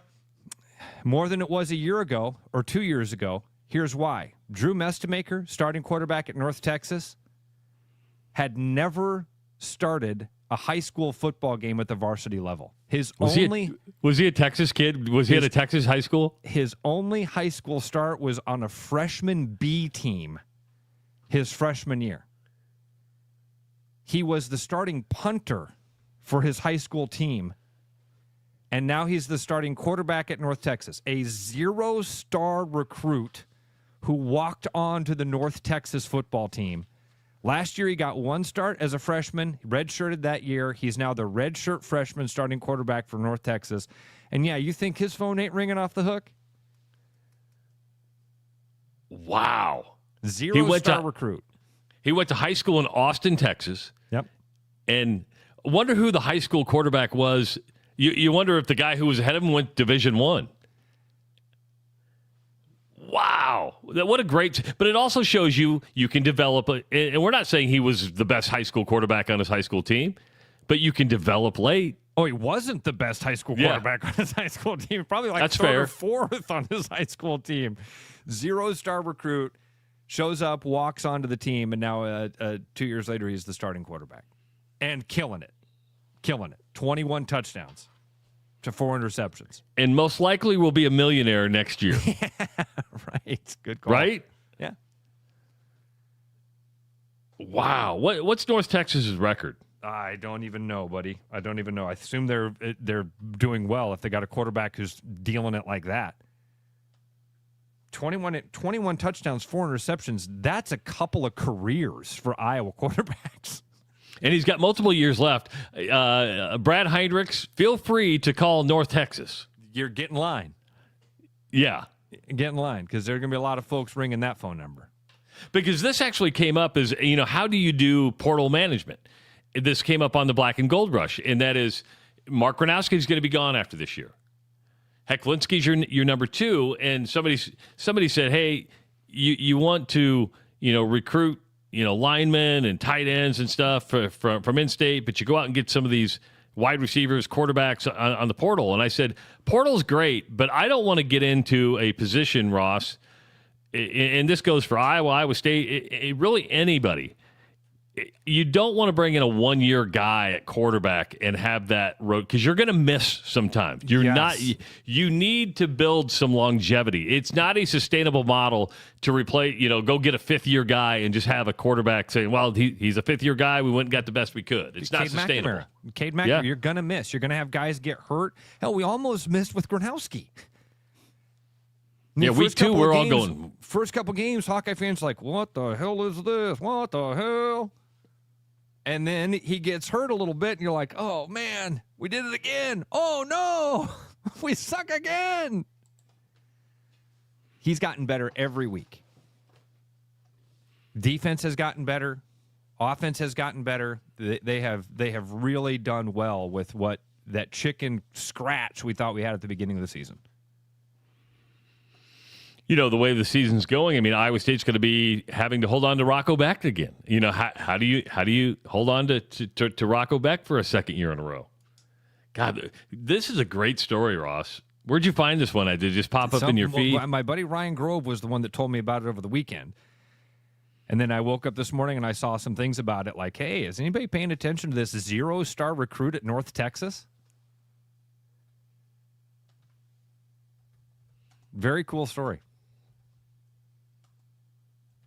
I'm looking up what the record is. I believe they're one loss. Somebody put it in the chat. They've got 1 loss, and it was to I think UCF, or maybe it was South Florida. Yeah, they're 3-1 in the conference. They are 7-1 overall. A couple of things going to happen here. When you're 7-1 at North Texas, your coach probably is going to be there next year anyway. Right? I mean, not saying that he gets the LSU job, but you would go to North Texas to an Oklahoma State, because Oklahoma State's going to have a hard time attracting a big name guy. But there you go. Okay, there's a culture fit there. Yeah. Right? Oklahoma State's not that different than Texas. Expectations can be managed a little bit. Yeah, they've won 2 in a row. Wow. That's a great story. You see the Cam Scadaboo injury yesterday? Oh, dude, I cannot believe that's a dislocated ankle. Ugh. Dude, that's a broken ankle. Dislocated? His foot's pointing the wrong direction. I mean, the Philadelphia guy saw it right away. It was like, oh, I got to run out of here. I don't want to look at this. He had surgery last night in Philadelphia. Most likely out for the rest of the season. I can't see it. You see that thing, it's like, oh, he'll be in a broadcast booth next year. It looks career-ending. I mean, his foot's the wrong direction. And he's been such, 4th-round draft pick. Everybody knew him coming out of Arizona State. He's just one of those hard-nosed, tough guys. And having a hell of a year with the Giants. And then, boom. It shows you how fast and how risky this profession is. And you never know when it's going to happen. But, man, yeah, you saw that. And oof. And we do have Michael Mackey coming up in about 5 minutes. But Game 3 of the World Series tonight, you have Max Scherzer on the hill for Toronto. Tyler Glasnow on the hill for Los Angeles. The series tied at a game each. So Game 3 of the World Series tonight. So be paying attention to that. 515-517-2303 is the number to call. Just a quick reminder that Halloween is coming up, and you want to hear something scary good? Iowa Lottery already has launched their holiday scratch and instant play tickets. That's right, holiday-themed scratch and instant play tickets are here, so you can start thinking about the gift that keeps on giving all season long, and that's cash.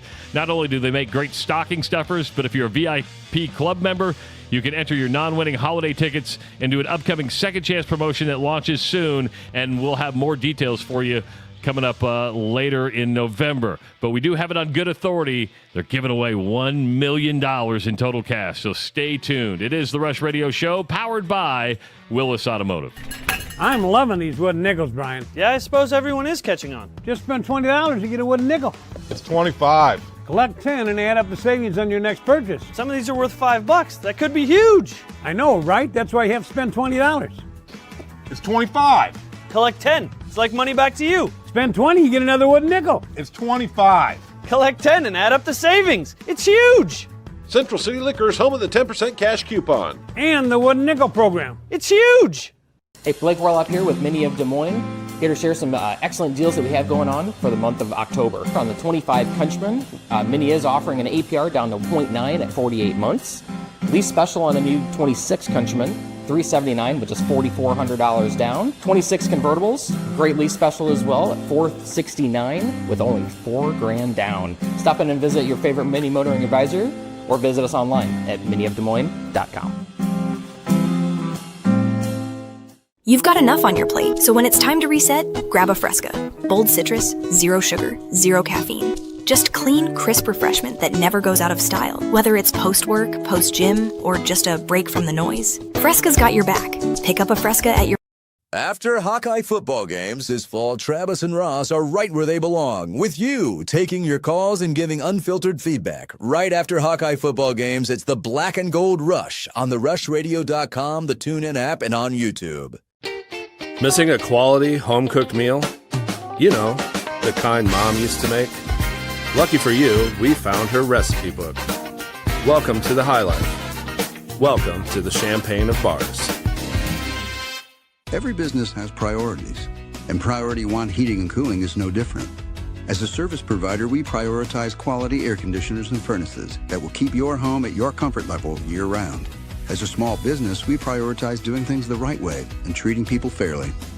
As a truly local business, we prioritize our community As a veteran-owned business, we prioritize duty and commitment. For big business service with local value, trust your home to the place where you are always priority one.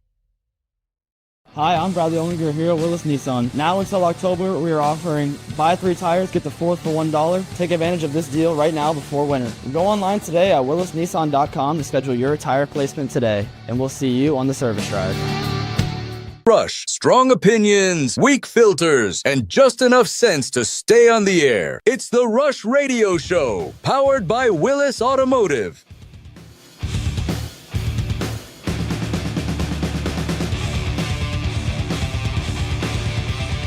Welcome back to the Rush Radio Show, powered by Willis Automotive. Happy Monday, everybody.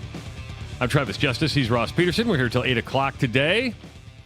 Been teasing this for the last couple of hours. Des Moines native Michael Mackey has a new book out. It's called You Have 4 Minutes. He's been interviewing celebrities on those press junkets and TV interviews for a number of years now, and he wrote a book about it. And you can find it on Amazon. If you're in the Kansas City area, you can find it in a Kansas City bookstore. And he joins us now. I think we got him up in the morning. Michael, we were wondering about this. Where? Look at you. You got the eye stuff. Where are you from? Des Moines? I'm from Des Moines originally. Yep. Where did you go to high school at? Dowling. Wait, I have to say that with a little panache. I went to Dowling. No, you said it with enough panache. That's for sure. Yeah.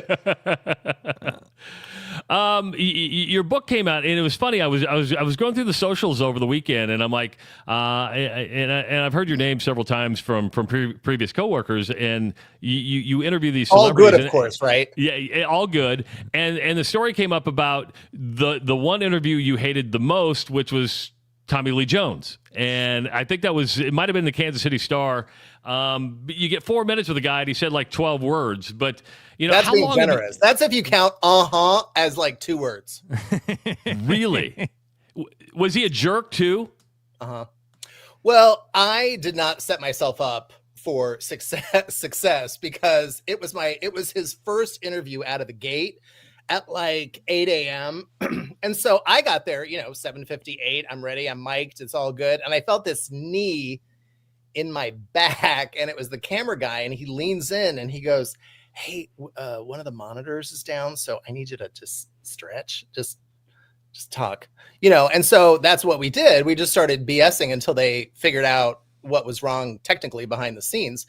And I'm just yammering like, you guys, I would not shut up. And you could tell he was not even quite awake yet. And I'm just blah, blah, blah, blah, because I've had enough caffeine. And I said, the funny thing is, my dad asked me who I was interviewing today. And I said, Tommy Lee Jones. And he said, oh, the drummer from Motley Crue. And then, no, Dad, it's the Academy Award winning actor. And I watched Tommy Lee Jones go like this. Like, alive, like some semblance of a smile. Like I figured that was clever. You were just trying to make small talk with him. Yes. The interview hadn't even started. And then the interview did start, and the contempt in that man's eyes, it was, I asked him a question, and not a yes/no question. Like I asked him something like, I see you had to do a lot of military training in the film. What was that like? And he goes, it was good. And then the camera cuts back to me, and you guys, let's time it. Let's do a stopwatch right now. I leaned into him for 19 seconds. 19 seconds is an eternity. We're not even at 4 seconds, and I'm still leaning in.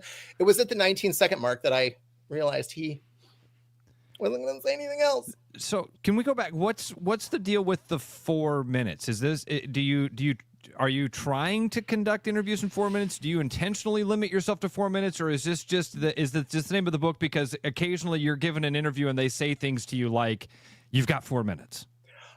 Every interview of any famous person that I did in the infancy of my career when I was sent on press junkets, you would walk to the end of a hallway and there would be some PR wonk there with a clipboard.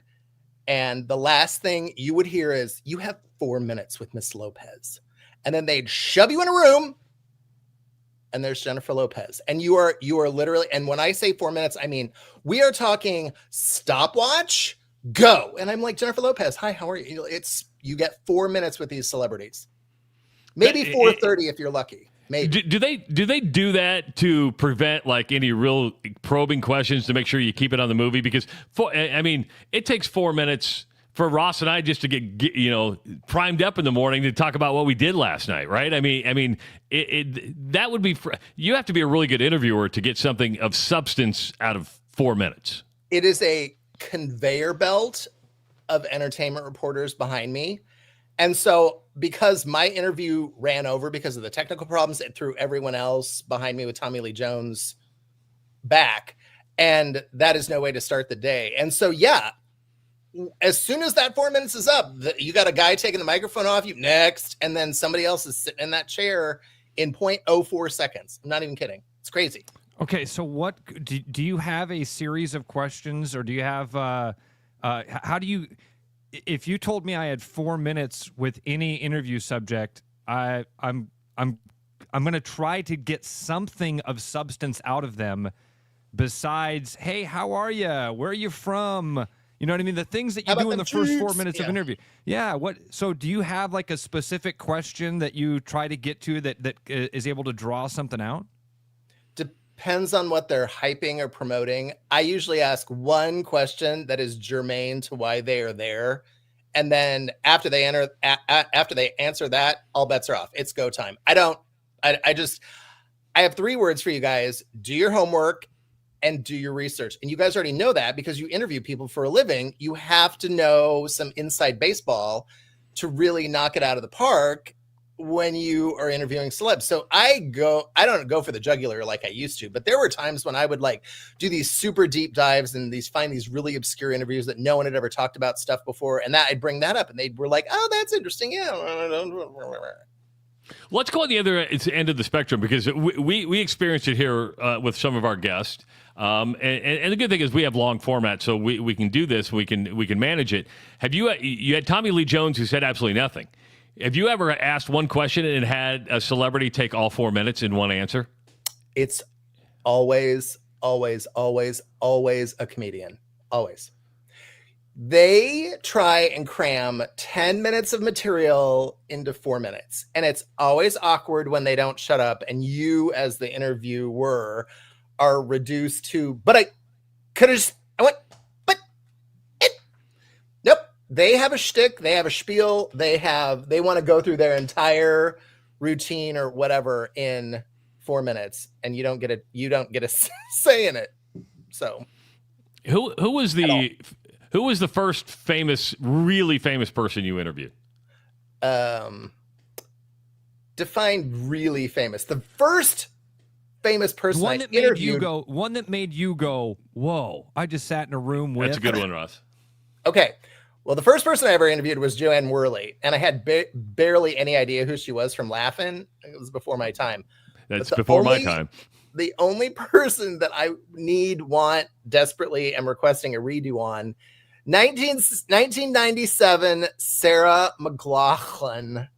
You guys, oh, yeah. I was such a huge Sarah McLachlan stan that when I met her and I've got the microphone, it was like the Chris Farley show. Remember when he was like to Paul McCartney? Remember when you were in the Beatles? You remember when you were in the Beatles? That was cool.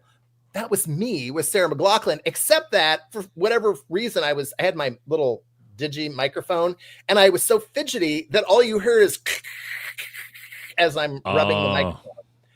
And then it was just awful. I was fangirling and it was horrific to the point where I swear I didn't actually see this happen, but I felt like she went like this. She was like, but she was going security, yeah, security, get him out of here.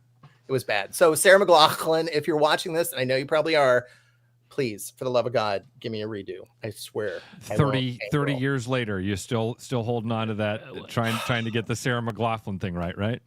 Here's the thing. I was supposed to interview her last summer when she was on her Fumbling Towards Ecstasy 30-year tour. And I had it lined up and I had scheduled. And the day of, I was like, oh, I get to redeem myself. She had laryngitis and she wasn't allowed to speak. And I was like, so right, Have you had one? So you talked about Tommy Lee Jones. That one sucked. You fumbled the Sarah McLachlan. What's your favorite interview you've done? Probably Jennifer Lopez or Jennifer Aniston, just because they were at the zenith, the pinnacle of their popularity. Like Jennifer Aniston was in like season 4 of Friends, and Jennifer Lopez had the #1 album and movie in the land. And I expected diva from both of them, and they could not have been nicer, kinder, more gracious. They were chatty. It was like, hey, girl. Can you really get that feel in 4 minutes if somebody's genuine, or you think so? Oh, yeah. I think so, Ross. There's been plenty of people. It's not genuine. An actor and actress. They are performers. You think that you get a genuine feel from them in 4 minutes when they got another 4-minute interview stacked up? Young man, I literally can win anybody over in like 0.04 seconds. It's just charm and charisma. I don't know what the deal is. That's probably why I've been doing this for so long, successfully. And I use that term loosely, successfully. But yeah, they loved me. Okay, you want to know how much I know Jennifer Lopez loved me? Is because when I asked her for an invite to her restaurant in Pasadena that had just opened up, she was like, yeah, sure. And there was like a 6-month wait. And I had to actually, this is how long ago that was. I had to take the VHS tape of the interview and FedEx it to the general manager at the restaurant, Madre's. I think it's closed. So she really didn't give you an invite. You had to send the proof to get the invite. You're like, well, Jennifer said this. Here's proof. And she did, and I had the proof. I had the receipts. Okay, that's good. But That's good to keep it. But I got the table for 6 on a Saturday night, and I sat sort of kitty corner to Penelope So Cruz. what motivated you to write the book? I mean, was it just like, I've done enough of these that, and people love celebrity stuff. I mean, we're not going to, we kind of mock it, make fun of it, of celebrity obsession, because I much like Ross is good at really picking on British royalty, and rightfully so, right? I mean, it's just kind of funny. We fought and won a war, so we didn't have to care about it. But I mean, did you go, okay, people care about these celebrities. I'm going to write a book because I've been able to talk to a lot of these people. It was March of 2020, and I was the pandemic had just hit, and I was bored out of my ever loving mind. And I had so much free time that I just started like spitballing, and I just started putting stuff out into the ether. And that 5 years later, here we are, literally almost to the day, we have a book. And so that book took 5. This book, you have 4 minutes. 4 minutes. 5 years later. Okay, I'm going to be point blank. You're a bit theatrical. Would you agree with that? You're a bit theatrical. Did you get into this because deep down you wanted to be an actor? No? Fair question. You're theatrical. Stand-up comedian. Get it right. Okay. Yeah. All right. That makes sense. A performer. Yeah. I can see that. That makes sense. And then I would try to do 10 minutes of material in only 4 minutes when I would get interviewed, because it's a full circle moment. Right, exactly. Where are you now? Kansas City. Okay. Excellent and the reason why I'm so bleary-eyed is because my flight didn't get until like 1:30. So I am there's industrial strength eye cream going on. Were you flying Southwest yesterday too? Were you in Vegas? No, I was in Orlando. Yeah, but they were tied up everywhere. Everything got delayed yesterday, apparently. So yeah, I was in the same boat. I got delayed about 4 hours. Oh, you win. I was only like an hour and a half. Oh, well, either way, they suck. Because in addition, now you're still doing the celebrity interviews, because and you're also a travel writer too. So you're going around travel and writing stuff. Let me tell you, the only thing that pays less than being an entertainment reporter is being a travel writer. So I have all these great experiences under my belt, and I'm poorer than a church mouse. But you know what? It's all good, because life is to be lived, boys. That's right. That's right. Where's your favorite place you visited?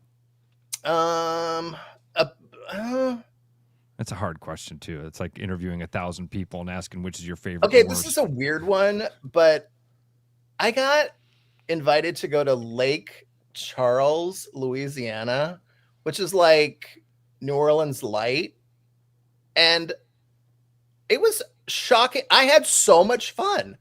Also, I gained like 16 pounds in 3 days, but who cares? That'll happen. But Lake Charles, Louisiana, if your listeners or viewers haven't gone, is a hidden gem among gems. It's the gemmiest of gems. That's only thing I know about Lake Charles, Louisiana is because Levon Helm sang about it and Up on Cripple Creek. That's the only, when you say Lake Charles, Louisiana, all I hear is Louisiana. Him. Yeah. So did you do any media in Des Moines before you got to Kansas City? Did you do the Funny Bone in Des Moines? Were you on KCCI, WHO, anything like that in Des Moines before you got started? I started my career at KCCI Iowa's news leader way back in 1990. And no, what year? I was at KCCI in 91 and 92. I started in 92. And so Okay. I vaguely remember you. You were there for like 10 minutes as an intern. That's when I started as an intern. Okay. Yeah, I was. I worked there. Yeah, I was an intern in sports, and then graduated in 92 and went up to Wausau, Wisconsin. Don't go to Wausau to write a travel blog because there's nothing there. Just to let you know. I did get an assignment in Door County, Wisconsin. That was pretty nice. But Warsaw.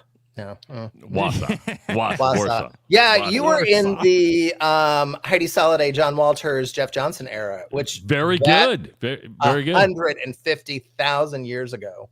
Yeah, that's a good memory. That's a very good memory. I was in Des Moines in early 90s. I was in Des Moines as well. You were still at East.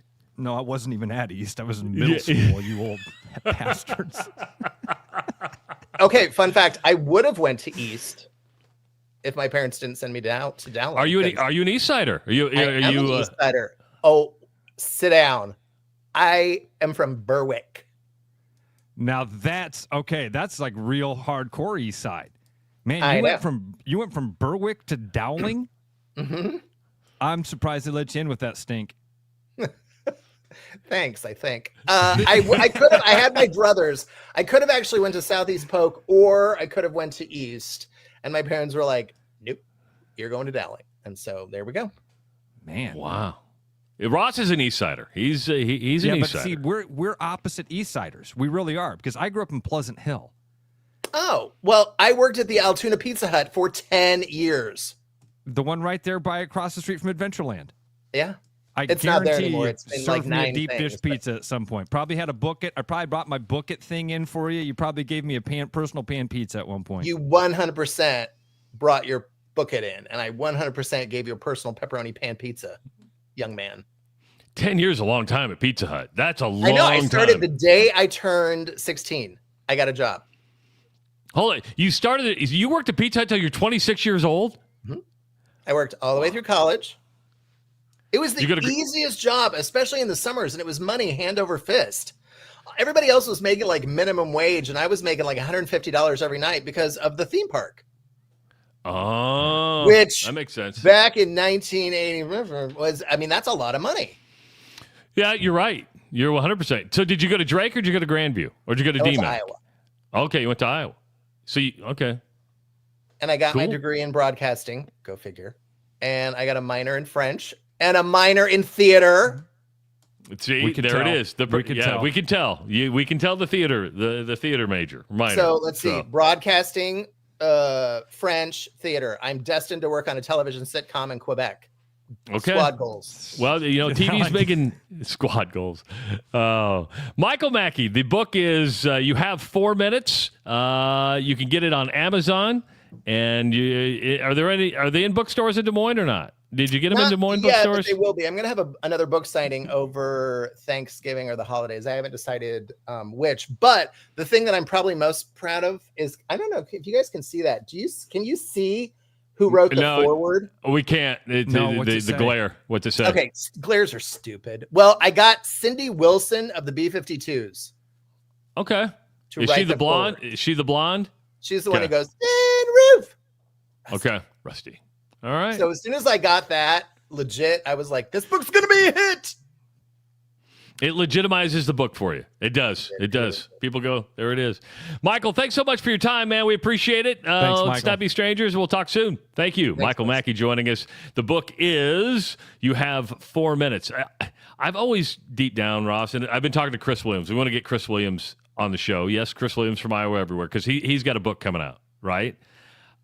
have you ever wanted to write a book? Has that ever been on your bucket list to sit down and write a book? And not until I finished my Camino. And when I got done with my Camino and I was sitting back and reflecting on all those experiences that I had, that I did have a moment. I was like, man, I should really organize this stuff. And I just had so many weird, fun, interesting things that happened along that journey. And they continue, by the way. I was talking about the Camino in a restaurant in Las Vegas on Saturday night. Turned a corner. This lady sees me and she's like, "Are all of you guys here golfing?"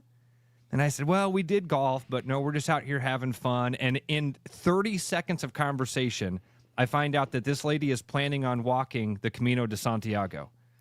And I'm like, "Hey, I just did that last April." And so we sat and our eyes both lit up, and we talked about that for about 5 minutes with her and her husband. And they were from Wisconsin but live in San Diego. And she's 65 and planning on doing the Camino. And it's just one of those many things that I'm like, God, I should put some of that down somewhere. I'm going to lose it. So that's the only time. I don't. Now, writing a book, I'm not much of a writer. Yeah, that would be the hard thing. I've thought about writing a book, but mine's a really deep one, right? I've wanted to write a book about my childhood and my dysfunctional family and how, I'm not saying it's for everybody, but basically disowning your family, if you want to break the cycle of dysfunction, maybe, and I use disowning lightly, but you know what I'm talking about. I totally separated from my father, and to me, if you ask my wife, it was the only way to break the cycle of dysfunction that we were all in. And it was a very hard thing to do. And even when I did it, it probably took me 10, 15 years to fully accept what I did.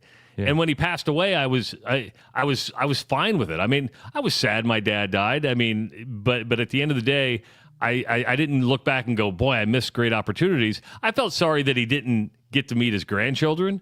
But if I didn't break that cycle of dysfunction, and that's a deep book, right? I mean, but then you go, how do you even start putting something like that together? That's a hard thing to do. That's why I want to have Chris.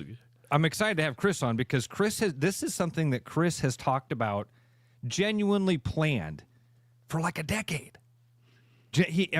Over and over and over when I was with Chris, he would say things like, I'm going to put this in my book. And it wasn't said in a way, like you have friends that say that, oh, this is going to go in my book, and it's gone 10 seconds later. It's just a saying that people use. If you're going to be serious about this, you've got to plan it for a long time. It takes a lot of storyboarding. Takes a lot of help. Dude, another one to talk to about this is Reister, and he's working on now a series of books. But it's the same thing, man. It's not something that comes lightly or quickly, or very rarely is it a lightning bulb moment where you go, oh, yeah, I'm going to do this thing, and then you run with it. It normally is that long, slow burn. Well, let's look at Michael and let's look at Chris Williams. They're writing about stuff that's happened in their life, right? Reister is making up these stories in his head about these kids. I mean, that would be so hard to me. I am not that creative to where I'm like, oh, I've got the story in my head. I'm going to put these characters together. That would be hard. Very difficult. Yes. Yeah. None of it's easy. No, let's be honest. None of it's easy. Recounting your own stories and getting the facts right, and none of it's easy. So. Yeah, I'd be the type of guy. Yeah, I'm going to write it, but I'm gonna engage a ghostwriter who can I'll sit there and just talk to him, and then you go put this into words. That'd be the easiest way to do it for me, anyway. Because my ADHD would kick in. I'd like four sentences. Oh, I'm gonna go do something else. Right. Gonna do something else. What else we got going? We mentioned Game 3 of the World Series. Did you get to watch Game 2 when you're in Vegas? Yep, got to watch a little bit of that, and then actually on the plane ride home last night, I was able to finish the end of it. Looking forward to Game 3. I'm glad that we're at least evened up here, dude. Even with that that Game 1 win, a lot of my friends that I was with in Vegas were like, "Yeah, I still have the Dodgers in 5." In 5. Yeah, they're just going to win that second game, and then they're going to go sweep them in L.A. And so I think that it's still very much an uphill battle for Toronto here. Are you agnostic to it? I mean, are you rooting for? I don't care. I don't care. I mean, I hate to say it like that, but I kind of don't. I don't care that the Dodgers win, but I'm certainly not going to root for Toronto. I don't know. That sounds strange, but agnostic's a good way to put it. I mean, what's kind of surprised me, and I haven't looked at the first two games of the World Series, but the playoffs have been up. It's like the highest rated playoff since like 2017 or something like that. Wow, I'm surprised I know. by that. And believe it or not, the lowest rated championship game, I believe, was the one where Ohtani went crazy because because it was on the verge of a sweep. It's out in Los Angeles. The game everybody probably should have watched just to appreciate the greatest single performance of all time. Yeah, is the one that only gets like 3.9 million viewers. The extra inning game between Toronto and Seattle. This was a nice thing. It peaked at like 12.9 million in the extra innings. Usually you see it peak in like the early in the game. People gravitated towards that game late, but it'd be interesting to see if the World Series ratings are on. Obviously, if it keeps going longer than 5, the ratings will go up. But yeah, I was kind of surprised that the playoffs were as popular as they were because you and I were both kind of like, we got nothing in. Got nothing in it. So yeah, that's where we're at. 515-517-2303 is the number to call. We had a good day. Had a good day. Big thanks to Michael Mackey for coming on with us, sharing his stories.